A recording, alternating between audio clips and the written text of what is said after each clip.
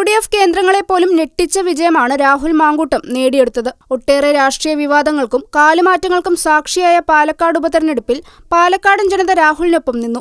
കോൺഗ്രസ് നേതൃത്വത്തെ വെട്ടിലാക്കിയാണ് doctor P Sarin party വിട്ട് CPM-ലെത്തിയത്. ഇതിനെ വലിയ രാഷ്ട്രീയ വിജയമായി CPIM കണക്കുകൂട്ടി. അതിനനുസരിച്ചുള്ള പ്രചരണ പ്രവർത്തനങ്ങളും നടത്തി. സരിനൊപ്പം യൂത്ത് കോൺഗ്രസ് നേതാവ് ഷാനിബും പോയപ്പോൾ കോൺഗ്രസ് വോട്ടുകളിൽ വിള്ളലുണ്ടാകുമെന്ന് പലരും കണക്കുകൂട്ടി. പത്തനംതിട്ടയിൽ നിന്ന് വന്ന് പാലക്കാട് മത്സരിക്കുന്ന രാഹുലിന് പാലക്കാടൻ ജനത വോട്ട് ചെയ്യില്ല എന്ന് പല രാഷ്ട്രീയ നിരീക്ഷകരും വിലയിരുത്തി. എന്നാൽ അതെല്ലാം പൊട്ടിച്ചെറിയുന്ന വിധിയെഴുത്താണ് പാലക്കാട് കണ്ടത്. തെരഞ്ഞെടുപ്പ് പ്രചരണം അവസാന ഘട്ടത്തിലേക്ക് എത്തിയപ്പോഴാണ് BJP കേന്ദ്രങ്ങളെ വെട്ടിലാക്കി സന്ദീപ് വാര്യർ കോൺഗ്രസിലേക്ക് എത്തിയത്. സന്ദീപ് വാര്യരുടെ കോൺഗ്രസ് പ്രവേശനത്തെ അനുകൂലിച്ചവരും പ്രതികൂലിച്ചവരും നിരവധിയാണ്. മുൻപ് BJP-യിലായിരുന്ന സന്ദീപ് വാര്യർ കോൺഗ്രസിനെതിരെ പറഞ്ഞ വാക്കുകൾ തിരിഞ്ഞുകൊത്തുമെന്ന് കരുതിയവർ നിരവധിയാണ്. സന്ദീപ് വാര്യർ വന്നാൽ ന്യൂനപക്ഷ വോട്ടുകൾ കോൺഗ്രസിന് നഷ്ടമാകുമെന്ന് പറഞ്ഞവർ ഇന്ന് എവിടെ പോയിരിക്കുകയാണ്. ന്യൂനപക്ഷ വോട്ടുകൾ കിട്ടുന്നതിനു വേണ്ടി തന്നെയാണ് പലനിറ പത്രപരസ്യവുമായി ഇടതുമുന്നണിയും അവസാന തെരഞ്ഞെടുപ്പ് പ്രചരണ സമയത്ത് രംഗത്ത് വന്നത്. എന്നാൽ ന്യൂനപക്ഷ വോട്ടുകൾ കോൺഗ്രസിന് കിട്ടിയെന്ന് മാത്രമല്ല, BJP-യുടെ വോട്ടുകളിലും ചോർച്ചയുണ്ടായി. BJP-ക്ക് വലിയ ഭൂരിപക്ഷമുള്ള സ്ഥലമാണ് പാലക്കാട് നഗരസഭ.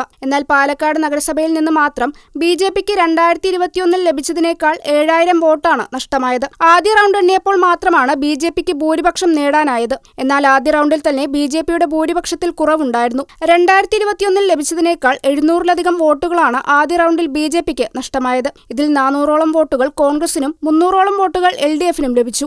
ശ്രീധരൻ എന്ന വ്യക്തിക്ക് കിട്ടിയ വോട്ട് കുറച്ചാലും പിന്നെയും BJP വോട്ടുകളിൽ വിള്ളൽ വീണിട്ടുണ്ട് എന്ന് വ്യക്തമാണ്. രണ്ടാം റൗണ്ട് മുതൽ രാഹുൽ ലീഡെടുത്തു. വീണ്ടും അഞ്ചാം റൗണ്ട് ആയപ്പോൾ 1000-ഓളം വോട്ടുകളുടെ ലീഡിലേക്ക് C. കൃഷ്ണകുമാർ എത്തിയെങ്കിലും പിന്നീട് രാഹുൽ തുടർച്ചയായി ലീഡ് നില വർദ്ധിപ്പിക്കുന്നതാണ് കാണാൻ കഴിഞ്ഞത്. ഗ്രാമപ്രദേശങ്ങളിലേക്ക് കടന്നതോടെ രാഹുലിന്റെ ലീഡ് ക്രമാനുഗതമായി ഉയരുന്നതാണ് കണ്ടത്. സ്ഥാനാർത്ഥി മോഹവുമായി കോൺഗ്രസ് വിട്ട് CPM-ലെത്തിയ സരിനാകട്ടെ ഒരിക്കൽ പോലും 3-ാം സ്ഥാനത്ത് നിന്ന് 2-ാം സ്ഥാനത്തേക്ക് പോലും കയറിയില്ല.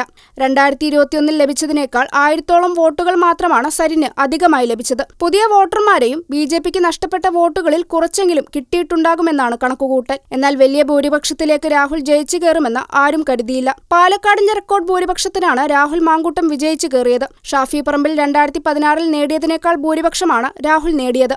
രാഹുലിന്റെ വിജയത്തെ വർഗീയ വിജയമെന്ന് CPM ആരോപിക്കുമ്പോഴും എന്തുകൊണ്ട് 3-ാം സ്ഥാനത്ത് തന്നെ CPM തുടരുന്നു എന്ന ചോദ്യത്തിന് ഉത്തരം കണ്ടെത്താൻ അവർ തയ്യാറായില്ല എന്ന് തന്നെയാണ് സൂചിപ്പിക്കുന്നത്. BJP ആകട്ടെ വോട്ട് ചോർച്ചയെ ന്യായീകരിക്കാൻ പാടുപെടുകയാണ്. ഉറച്ച കോട്ടയായ പാലക്കാട് നഗരസഭയിൽ എങ്ങനെ വോട്ട് ചോർച്ചയുണ്ടായി എന്ന ചോദ്യം BJP നേതൃത്വത്തിന് തലവേദനയാകുമെന്ന് ഉറപ്പാണ്. സംസ്ഥാന നേതൃത്വത്തിന്റെ പിടിപ്പുകേടോ സ്ഥാനാർത്ഥി നിർണയത്തിലെ അപാകതയോ എന്നതാണ് പ്രസക്തമായ ചോദ്യം. കഴിഞ്ഞ ലോക്സഭാ തെരഞ്ഞെടുപ്പിൽ ലഭിച്ച വോട്ടുകൾ പോലും കൃഷ്ണകുമാറിന് ഇത്തവണ കിട്ടിയില്ല എന്നിടത്താണ് BJP-യുടെ തോൽവിയെ വിലയിരുത്തേണ്ടത്. എന്തൊക്കെ ന്യായീകരണങ്ങൾ നിരത്തിയാലും പാലക്കാടൻ ജനത രാഹുലിനെ ചേർത്ത് പിടിച്ചു എന്ന് വേണം കരുതാൻ.